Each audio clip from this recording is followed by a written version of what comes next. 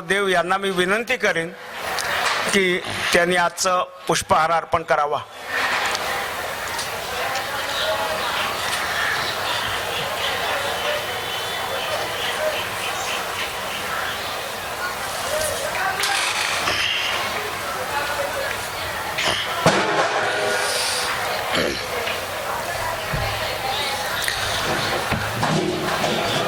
श्री कृष्ण गोविंद हरे मुरारे, हे नाथ नारायण वासुदेव.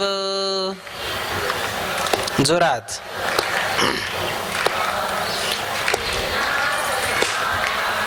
गोविंद हरे मुरारे, हे नाथ नारायण वासुदेव.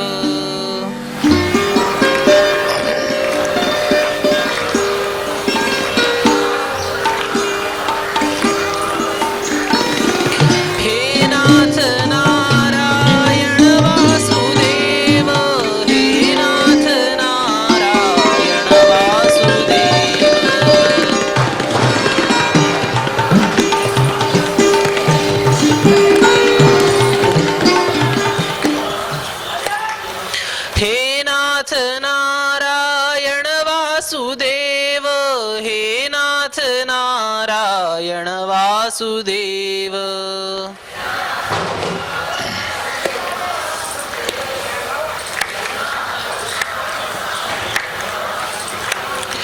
श्री कृष्ण गोविंद हरे मुरारे, हे नाथ नारायण वासुदेव.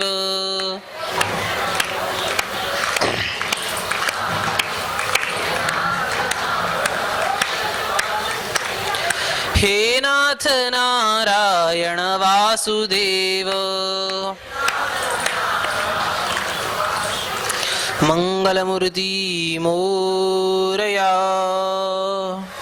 यत्कृपालेशमात्रेण महिषो वेदपारगाः. ज्ञानेश्वरं तमाचार्यं वन्दे बद्धाञ्जलिर्मुदा. नमाम्यहं गणेशं पार्वतीनन्दनं शुभं. विनाशयति विघ्नांनो विद्यां यच्छ प्रयच्छति.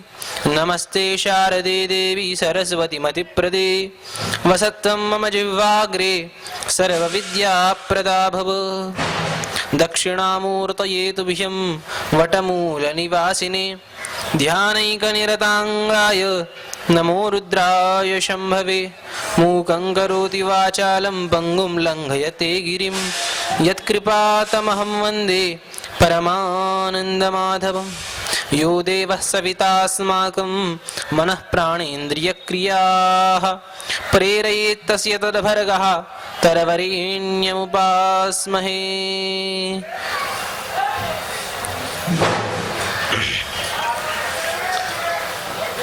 संचालक मंडळी नाईक, विनम्र प्रार्थना आहे, बाजूचा आवाज. संचालक मंडळी, बाजूचा आवाज जर थांबवता आला तर चिंतन आपल्याला व्यवस्थित करता येईल.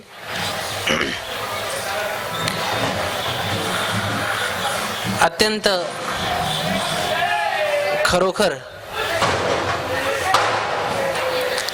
पुण्याचा अवसर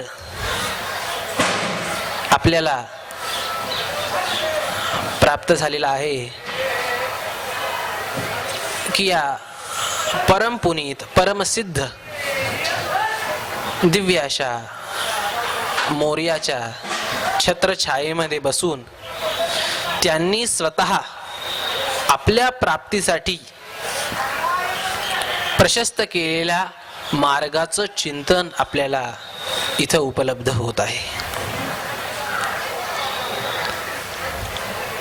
विविध विषयांवर चिंतन, व्याख्यान, प्रवचन, कीर्तन होत असतात, पण कुठंतरी ह्या मूळ विषयांच्या चिंतनाची सुद्धा आवश्यकता असते. गणेश गीतेच्या अंतर्गत आपण परवा काल क्रमाक्रमाने आपण विविध पैलूंचं आपण दर्शन घेतलं. की वस्तुतः आत्मतत्वाच्या प्राप्तीसाठी, त्या मोर्याच्या शाश्वत प्राप्तीसाठी कुठले पथ्य किंवा कुठले उपाय किंवा कुठली साधनं आपण केली पाहिजेत.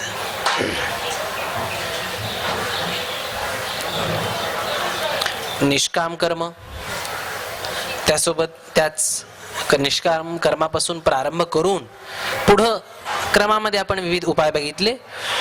काल वैराग्यापर्यंत आपण येऊन पोहोचलेलो होतो. हे जे वैराग्य आहे, गणपती म्हणतात की हे वैराग्य प्राप्त होण्याचे विविध हेतू आहेत. काल आपण त्यांचं संक्षिप्त विवरण बघितलं. अतिदुःखं च वैराग्यं भोगाद वैतृष्ण्यमेव च गुरुप्रसाद सत्संग उपायास्तज्जयेऽमि.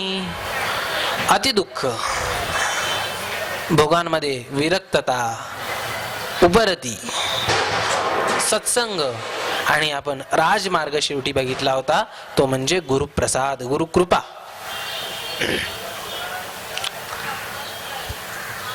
हे वैराग्याचे हेतू आहेत. यांनी वैराग्य होतो. इथं राजा वरेण्य गणपतीला प्रश्न विचारतायत की देवा, एखाद्याची आध्यात्मिक यात्रा सुरू झाली आणि भगवंताच्या प्राप्तीपूर्व, आत्मतत्वाच्या प्राप्तीपूर्व जर त्याचं देहावसान झालं, जर त्याची या देहाची यात्रा जर इथं थांबली, तर तो तर दोन्हीकडून गेला. इहलोकाचंही सुख नाही भोगू शकला आणि परमार्थाची ही पूर्ण सर्वोच्च स्थिती प्राप्त नाही करू शकला. या प्रश्नाची मीमांसा भगवद्गीतेमध्ये सुद्धा आलेली आहे. अर्जुनच हा प्रश्न विचारतो भगवंताला 6व्या अध्यायाच्या शेवटी. तर अगदी तोच प्रश्न इथं राजा वरेण्य विचारतो आहे की तो दोन्हीकडून गेला असं होतं का त्या साधकाचं. गणपती म्हणतात की काही झालं तरी चालेल, पण माझ्या भक्ताचं कधीही पतन होत नाही. न मे भक्तः प्रणश्यती. लक्षात ठेव राजा, जर त्याचं देहावसान जर आत्मतत्वाच्या प्राप्तीपूर्व जर झालं तर तो सगळ्यात पहिल्यांदा दिव्य लोकांना जातो. स्वर्गलोक, ब्रह्मलोक, विविध लोकांना. तिथं तो जाऊन उत्तम लोकांचा भोग करतो. त्याची इच्छा असो किंवा नसो त्याला ते प्राप्त होणार. तो त्याच्यात रमत नाही तो भाग वेगळा, पण त्याला ते परलोकाचं सुख प्राप्त होत. अच्छा, आणि गणपती म्हणतात की राजा पुढे त्याचा जन्म पवित्र कुळामध्ये होतो आणि पवित्र कुळामध्ये त्याचा जन्म होऊन त्याची आध्यात्मिक यात्रा परत शून्यापासून किंवा 1 पासून चालू होत नाही. जिथपर्यंत त्याची आध्यात्मिक साधना मागच्या जन्मी झालेली होती तिथपासून पुढं त्याची आध्यात्मिक प्रगती प्रारंभ होते. त्याचा पतन होत नाही. त्यानंतर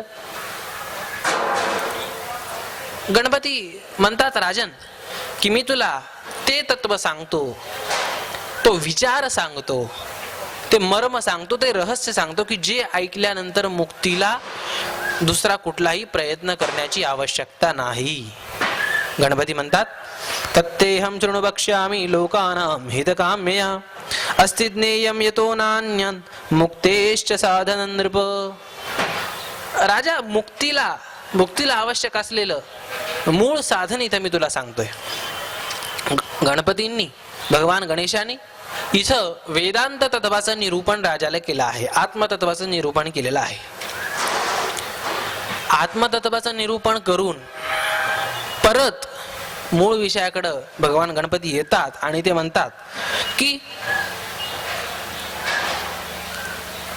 माझी पूजा, माझी अर्चा, माझी सगुणोपासना ही सोडता कामा नये. आता इथं ते रहस्य आपल्याला मिळतं आहे जे भगवद्गीतेत नाही, जे अन्य गीतेमध्ये आपल्याला मिळणार नाही. ते आपल्या रोजच्या व्यवहारातलं आहे, पण त्याला दार्शनिक प्रमाण हे अन्यत्र मिळणं दुर्लभ आहे. ज्याला आपण कर्मकांड म्हणून टाळून देतो, त्या व्यवहाराचा, त्या अर्चनेचा उपदेश इथं गणपती करतात. गणपती सांगतात, राजा माझी पूजा सोडता कामा नये. वेदांताची विचार ऐका, वेदांताचं चिंतन करा, विचारसागर ऐका, वृत्तीप्रभाकर ऐका, ज्ञानेश्वरी ऐका, सगळे ऐकलं पाहिजे. वेदांताची उपनिषदांचंही श्रवण करा जमलं तर, पण घरची पूजा मात्र सोडता कामा नये. नाहीतर तत्वमसी सोहम अहम ब्रह्मास्मी मी रोज सांगतो आहे. त्याचा अधिकार वेगळा आहे, त्याची मनस्थिती, त्याचं क्षेत्र भिन्न आहे. इथे गणपती स्वतः सांगतात, ये मां सम्यक उपासन्ते परम ब्रह्म प्रयान्ति ते ध्यानाद्यै रूपचारैर्मां तथा पंचामृतादिभिः. राजा माझी स्थूल प्रकाराने सुद्धा पूजा आवश्यक आहे. ध्यानाद्यैरुपचारैर्मां तथा पंचामृतादिभिः. माझं प्रेमाने ध्यान करणे, माझी पूजा करणे. आता हे एवढं स्थूल आणि इतकं प्रॅक्टिकल साधन आपल्याला भगवद्गीतेत तरी मिळतं का? बोला. बाह्य पूजेचा विषय आता भगवद्गीतेत का मिळत नाही याचं उत्तर वेगळं आहे. भगवद्गीता सार आहे. सगळ्या प्रकारच्या साधकांसाठी, सर्व प्रकारच्या जीवांसाठी जो सारभूत उपदेशाची आवश्यकता आहे, त्या उपदेशाचं संकलन भगवद्गीतेत आहे. त्याच्यामध्ये विस्तार करू शकत नाहीत. पण गणेश गीतेची विशेषता ही आहे की एका साधकासाठी, ज्याला आत्मसाक्षात्कार करून घ्यायचा, ज्याला भगवंताची प्राप्ती करून घ्यायची, अशा साधकाला जे जे आवश्यक आहे ते त्या सर्व साधनांचा समावेश या गणेश गीतेमध्ये आपल्याला मिळतो. गणपती सांगतात की स्थूल पूजा आवश्यक आहे. देवाचं प्रेमाने ध्यान करणं, देवाच्या पूजेत रमणं. हे बघा, पूजा करणं एक गोष्ट आहे आणि पूजेत रमणं दुसरी गोष्ट आहे. पूजेला बसतात आणि सांगतात की मी पूजा एकतर करत नाहीत. आमचे पुरुष मंडळी, माता भगिनीच करतात. आणि जर एखाद्या वेळेस बसले तर सांगतात की तू पटकन नाश्ता कर, मी पूजा करून टाकतो. आता कुठं टाकतो? ती टाकायची गोष्ट नाही, ती ग्रहण करण्याची गोष्ट आहे. कधी असं झालं का की आपण पूजा करतोय आणि आज उठायचं मन होत नाही? किती सुंदर भगवंताला सजवलंय. आज भगवंताच्या रूपाकडे बघत राहावं.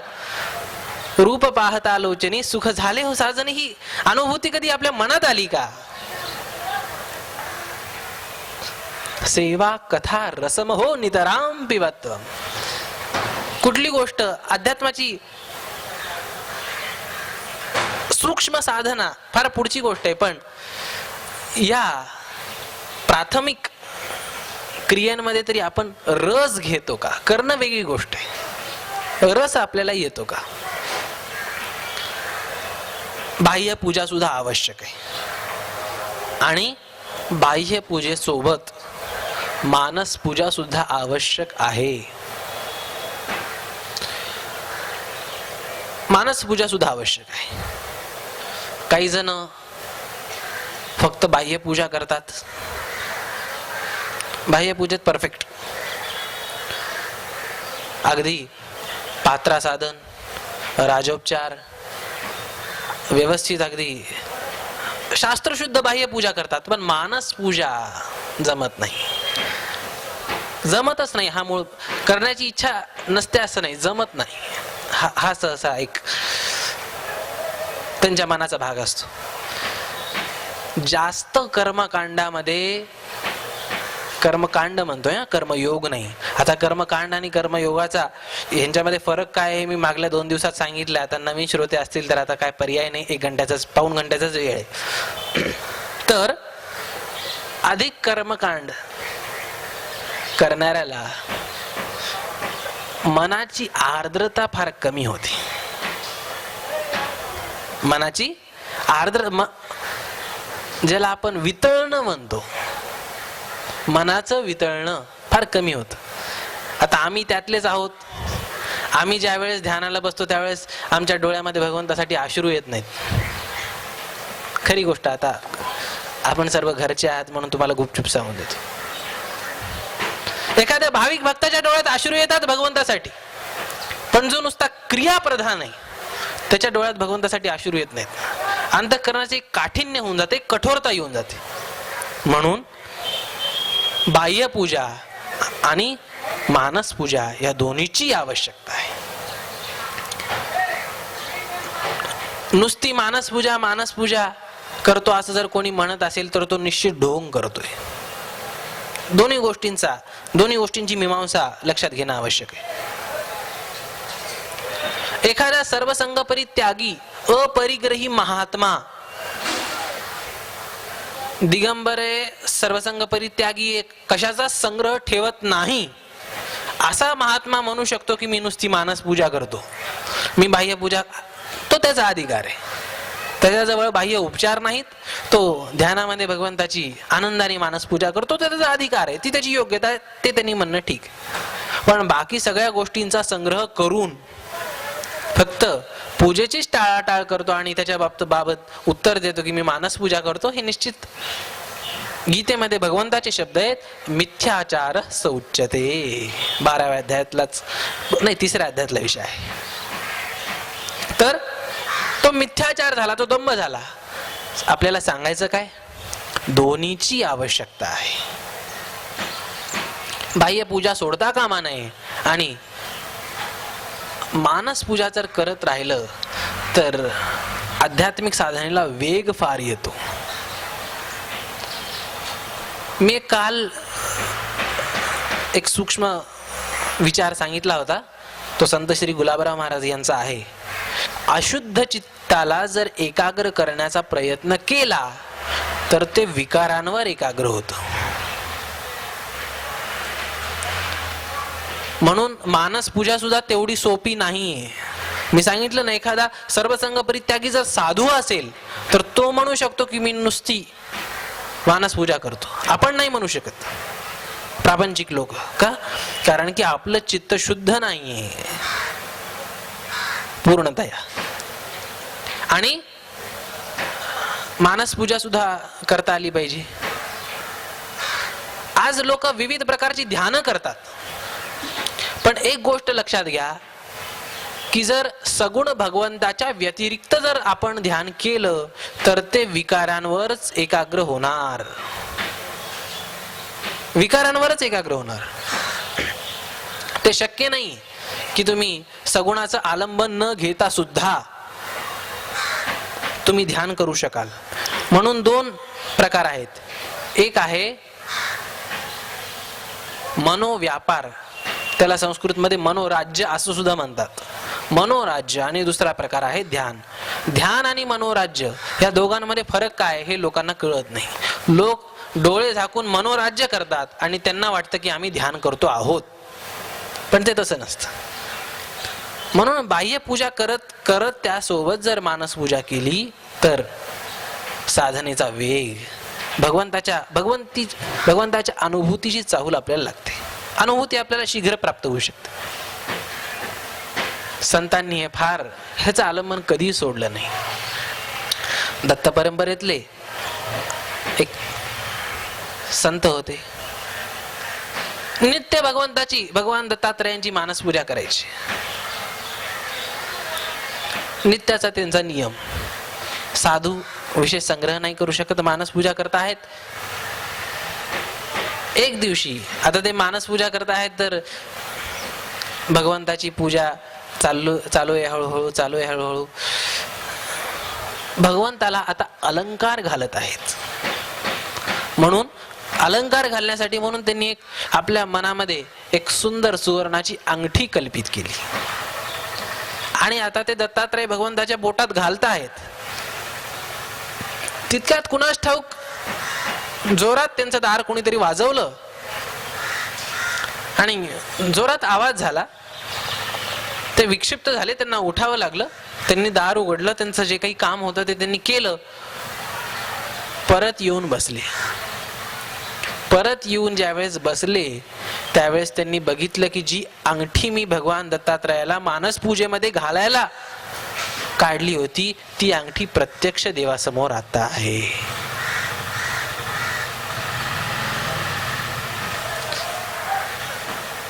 मानसपूजेची तीव्रता ही आहे की तुम्हाला अनुभूती आल्याशिवाय राहणार नाही. आता सगळे पुणेकर मंडळी आहात, सगळे वाचक आहात. कोणी सिक्रेट वाचतं, कोणी पॉवर वाचतं, कोणी हिरो वाचतं, कोणी अजून. The thoughts becomes things.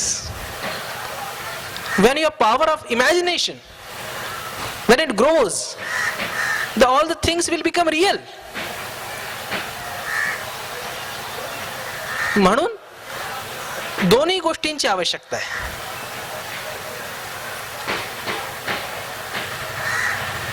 एकदा एक ऋषिकेश येथे एक महात्मे रोज भगवान चंद्रमौलीश्वराचं ध्यान, त्यांची मानस पूजा, अगदी गंगेच्या काठावर त्यांचं राहणं 12 महिने, किती थंडी असो, कसंही वातावरण असो, रोज भगवान चंद्रमौलीश्वराचं ध्यान, रोज ध्यान करतात. भगवंताला जशी आपण बाह्य पूजा करतो तशीच मानस पूजा करावी. पण जो साधेपणा आपल्या बाह्य पूजेमध्ये असतो तो मानस पूजेमध्ये असता कामा नये. अर्थात भगवंताला उत्तमोत्तम रत्न धारण करावेत, भगवंताला उत्तमोत्तम सुगंधित द्रव्य अर्पित करावेत. भगवंताला विशेष मानस पूजाच करायची तर कंजूसी कशाला. लक्षात येते. तर ते संत, सर्वसंग परित्यागी साधू भगवंताची रोज नित्य मानस पूजा करतात. त्यांचा क्रम चालत गेला. आता त्यांच्या सोबत काही त्यांचे परिव्राजक, भ्रमण करणारे शिष्य सुद्धा होते. एक दिवशी झालं असं की त्यांचे गुरुजी म्हणजे ते महात्मे संन्यासी ध्यान करत बसलेले होते आणि अचानक थोडा वेळ झाल्यानंतर त्यांना खोकला आला आणि खोकला आल्यानंतर त्यांच्या मुखातनं सुपारी, पानाचे तुकडे बाहेर पडले. शिष्यांनी आश्चर्य केले की त्यांना वाटलं रक्त असेल. गुरुजी तर कधी पान खात नाहीत, त्यातल्या त्यात पान खाऊन ध्यानाला बसणं हे कसं शक्य आहे. लाल लाल काहीतरी दिसतंय, नीट बघितल्यानंतर सुपारीचं आहे हे लक्षात आल्यानंतर, तांबूलच आहे, पानच आहे हे लक्षात आल्यानंतर शिष्यांनी विचार केला की गुरुजी पान खाऊन पूजेला बसणं कसं शक्य आहे, ते तर कधीच पान खात नाहीत. उठल्यानंतर शिष्यांनी विचारलं की गुरुजी काय रक्त वगैरे बाहेर आलं होतं का. गुरुजींनाही काही माहित नव्हतं. नंतर त्यांनी सुद्धा ते तुकडे बघितले. त्यांनी ते तुकडे बघितले. शिष्यांनी विचारलं की गुरुजी असं कसं झालं. त्या साधूंना काही बोलता येईना. त्यांच्या डोळ्यातनं फक्त अश्रूंच्या धारा वाहत होत्या. ते म्हणले, बाळ, आज भगवंताला नैवेद्य दाखवला. नैवेद्य दाखवल्यानंतर भगवंताला तांबूल अर्पण केला. भगवान आनंदाने चावत होते. त्यांना त्यांच्या मनात काय आलं, त्यांनी अर्धा तांबूल काढून मला प्रसाद म्हणून माझ्या मुखात घातला आणि माहित नाही मला त्यावेळेस खोकला आला की काय झालं आणि हा त्याचा प्रसाद आहे. एक विशिष्ट स्थितीवर गेल्यानंतर तुम्हाला त्या अनुभूती यायला लागतात परमेश्वराच्या. सगुण भगवंताच्या प्राप्तीमध्ये 3 क्रम आहेत. सगुण भगवंताची पहिली अनुभूती ही स्वप्नात होती. पहिली अनुभूती स्वप्नात होते. अर्थात त्यासाठी प्रयत्न करावा लागतो. प्रयत्न असल्याशिवाय ते सुद्धा होत नाही. इतर स्वप्न बुद्धीचे विकार असू शकतात, पण भगवंताची किंवा महापुरुषांची स्वप्न बुद्धीचे विकार नसतात, तर ते दैवीच संकेत असतात. हे आमच्या महापुरुषांनी सिद्ध केलेलं आहे. याबाबत जर कुणाला विशेष अध्ययन करायचं असेल तर त्यांनी गुलाबराव महाराजांचे ग्रंथ वाचले पाहिजेत. विस्ताराला वेळ नाही. महापुरुषांची आणि भगवंताची स्वप्न ही संकेतच असतात.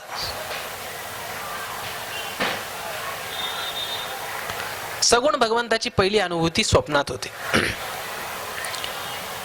स्वप्नात होते त्यासाठी तरी प्रयत्न करावाच लागतो. मनामध्ये तळमळ पाहिजे.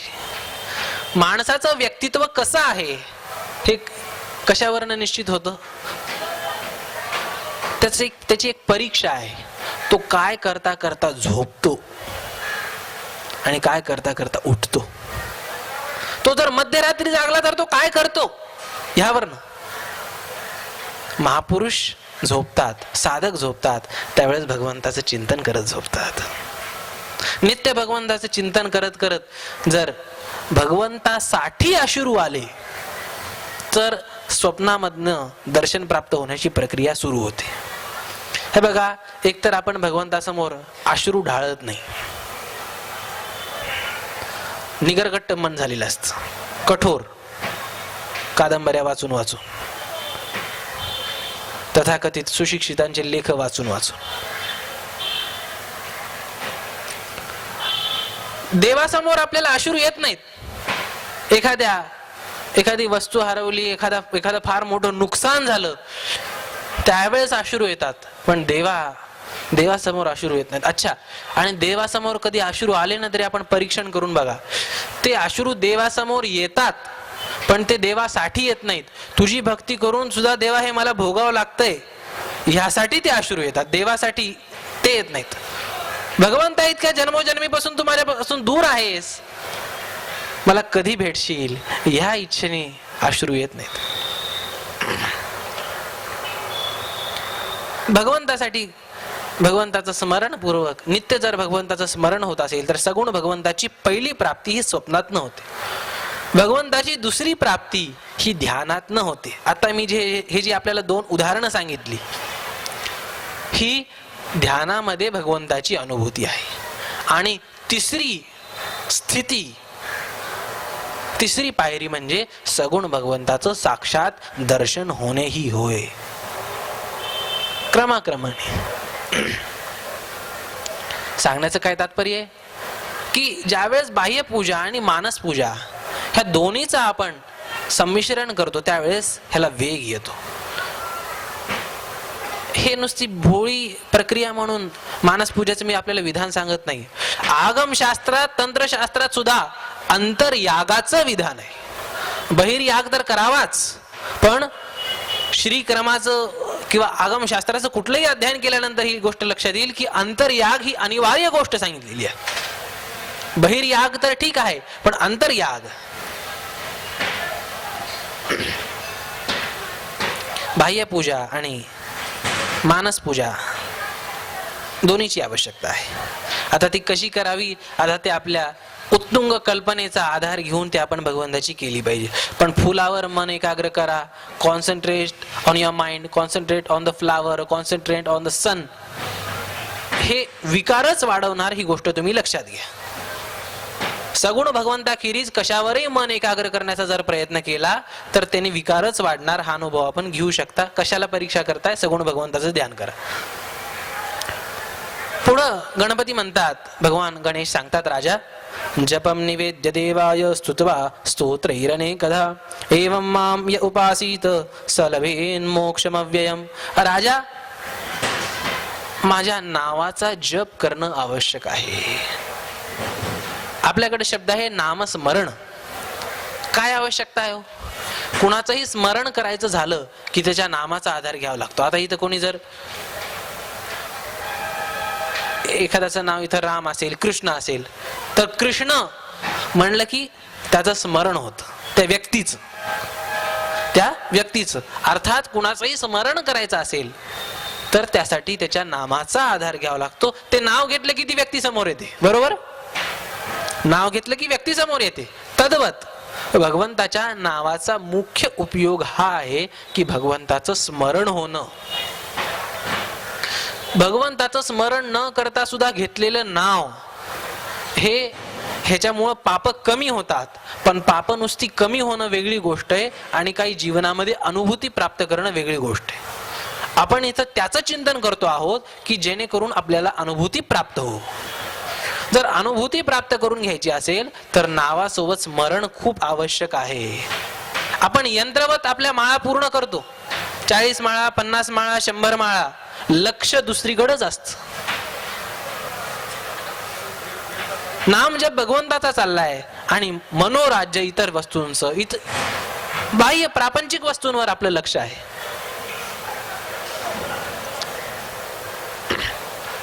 म्हणून योग सूत्रामध्ये सांगितलं की तद जपहा तद अर्थ भावनम. हे पतंजलींचं सूत्र आहे. जप कसा करावा तर अर्थ भावना पूर्वक करावा. अर्थात आपण ज्या मंत्राचा जप करतो आहोत त्या मंत्राचा अर्थावर लक्ष देऊन त्या मंत्राचा जप झाला पाहिजे. लोकांची तक्रार असते महाराज की आम्हाला असे मंत्र आहेत की त्या मंत्रांचा आम्हाला अर्थ कळत नाही. दुसरा विकल्प आहे त्याचा की जर आपल्याला मंत्रांचा, आता भरपूर बीज मंत्रांचे सुद्धा जप असतात, अर्थ त्यांचा बाहेर येऊ शकत नाही, लक्ष अर्थ त्यांचा ज्ञापित होत नाही, तर तो मंत्र ज्या देवतेचा आहे त्या देवतेचं तरी ध्यान जपाच्या काळात झालं पाहिजे. लक्षात येते? तुम्ही प्रारंभी कमी माळा करा. 50 माळा मी करतो तर मी 2 माळेपासून प्रारंभ केला पाहिजे. पण त्या 2 माळा अगदी सावकाश आणि माझ्या इष्टदेवतेच्या ध्यानासोबत असल्या पाहिजेत. काल मी आपल्याला सगर्भ प्राणायामाचं वर्णन सांगितलं. सगर्भ प्राणायाम म्हणजे काय? भगवंताचं ध्यान करत करत केलेला प्राणायाम हा सगर्भ प्राणायाम. तसंच त्याच्या नामजपाचे गणपती म्हणतात की विविध प्रकाराने स्तुती केली पाहिजे, भगवंताची कळकळून प्रार्थना. बर, आता ह्या सगळ्या गोष्टींमध्ये एक गोष्ट लक्षात ठेवायची की जर भगवंताची प्राप्ती करून घ्यायची आहे तर निष्काम असणं आवश्यक आहे. प्रार्थना करायची ह्याचा अर्थ हा नाही की त्याच्यामध्ये काहीतरी मागायचं. एक मार्मिक वाक्य सांगतो, करायची असेल तर सकाम पूजा करा पण सकाम ध्यान कधीही करू नका. ध्यानामध्ये भगवंताशी काही मागायचं नाही. ध्यानामध्ये फक्त भगवंताचा आणि माझा गोड संबंध, भगवंताच्या कृपेची याचना, भगवंताच्या प्राप्तीची याचना. भगवंता, मला तुझ्या आता वेगळ्या वेगळ्या प्रकारच्या खेळणी नको आहेत, मला आता स्वयं तुझी प्राप्ती हवी. त्याच्या प्राप्तीची तळमळ प्रार्थनेत असली पाहिजे. तुकाराम महाराजांच्या शब्दामध्ये बघायचं झालं तर पाण्याबाहेर मासोळी तुका ऐसा तळमळी, तुका ऐसा तळमळी, तुका ऐसा तळमळी. पाण्याबाहेर मासोळी, बघा ती कशी एकदम तडपते. ती तळमळ अंतःकरणामध्ये भगवंताच्या ध्यानामध्ये उत्पन्न झाली पाहिजे.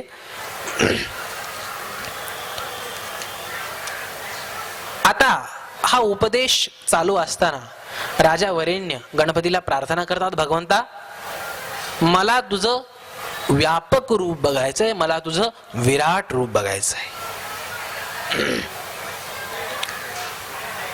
गणपतींनी तथास्तु असं म्हणून गणपती म्हणाले की तुला दिव्य नेत्रांची आवश्यकता आहे, ते मी तुला प्रदान करतो. दिव्य नेत्राखेरीज भगवंताच्या दर्शनाची योग्यता येऊ शकत नाही. भगवंताचं ते विराट रूप कसं आहे इथं पहा किंवा गीतेमध्ये पहा, दोन्हीकडे आपल्याला हेच मिळेल. दिवी सूर्य सहस्रस्य भवेद्युगपदुत्थिता यदि भासदृशी सा स्यात् भासस्तस्य महात्मनः.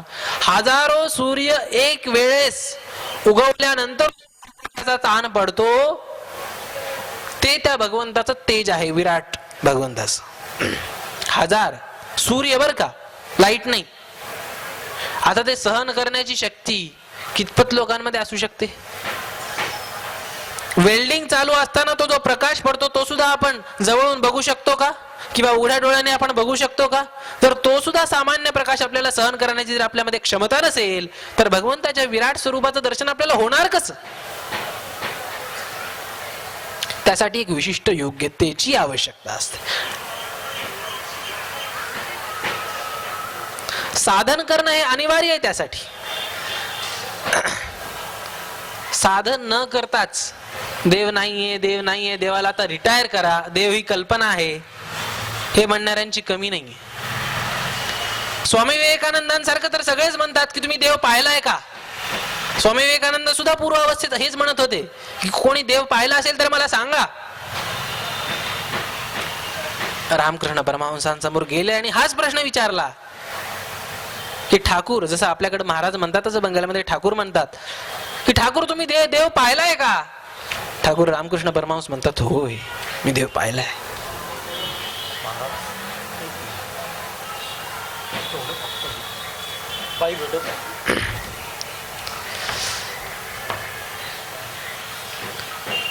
तुम्ही देव पाहिलाय का?